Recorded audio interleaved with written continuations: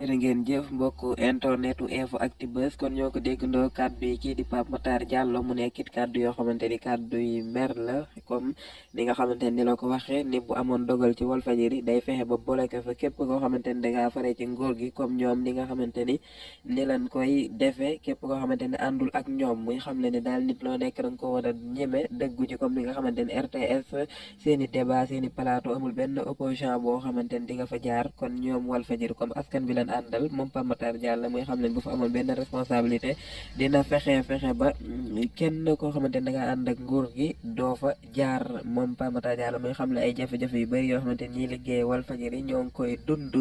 ci fàttali nag li tax mu def vidéo bi ñoom Walfadjri ki nga xamante ni mooy depuis bi nga xamante ni dañoo tëj kii di Ousmane Sonko daan ko ci le premier bi ñu génn si le ministre de la communication jël dogal ngir tëj li nga xamante ni moom moo di Walfadjri waaye tëj bi mu tëjoon seen signal Walfa TV boobee nag joxu leen benn notification maanaam justifié wu ko waxu leen lenn loo xamante ni moo waral mu tëj ko lu dul ni démb bi nga xamante ni ñoom waa Walfadjri dañoo waroon amal benn sitting di ci waxtaan ginnaaw bi nga xamante ni jàpp nañ koo amal ci biti ci kanam Walfadjri kii di préfet mujj gàntal leen ko ñu mujj amee ko ci biir fay Walfadjri si la Cheikh Niang Niass di directeur bu Walfadjri xam leen ni kat ki nga xamante ni mooy ministre bi ginnaaw bi nga xamante ni ñoom ñoo ngi ci sitting bi si la gaaw profito yónni benn cek benn notification buy xam leen daal dañoo tëj wal signal Walfadjri le 1er juin bi ñu génn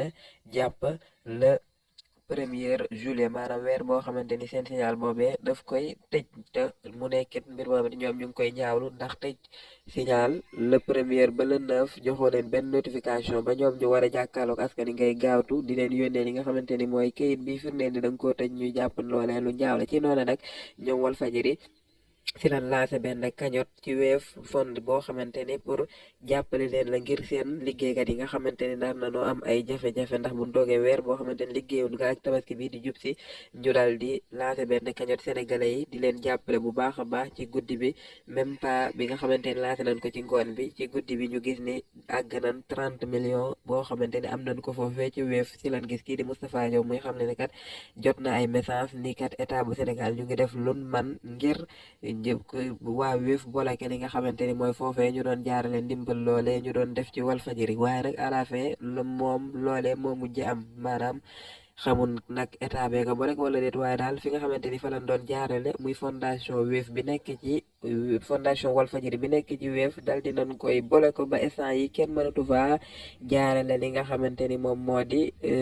koppar yooyu ñu doon jàppale Walfadjri kon loolu mooy mbir mi mu nekk daal lu doyit waar nag ginnaaw bu leen joxe information pare ñëw ci suñ jàngat ndax état Sénégal kat day mel ni lii mooy kenn du fi teggee mu nekk jëf joo xamante ni jëf ju ñaaw la loo xamante ni képp kuy nit war nga koo ñaawlu ndax Walfadjri kat yaakaar naa képp kuy Sénégal rek amal nga leen njukkal ngir rek xibaar yi nga xamante ni ñoo ngi koy joxe nekk xibaar yu wér te wóor ba ñi nga xamante ni ñooy liggéey ci gouvernement bi sax bari am nañ seen télé bopp waaye teewul ku ci bëgg xibaar bu wér te wóor Walfadjri nga koy dégloo ñi ci ëpp ci ñoom kon ñoo nga woo Sénégalais yépp di woo Walfadjri ñoom it ñu seet yeneen pexe rek ngir ñi nga xamante ni ay téeméer nit lañ yu seen liggéey nar a yàqu ñu sauvé leen jërë ngeen jëf info ak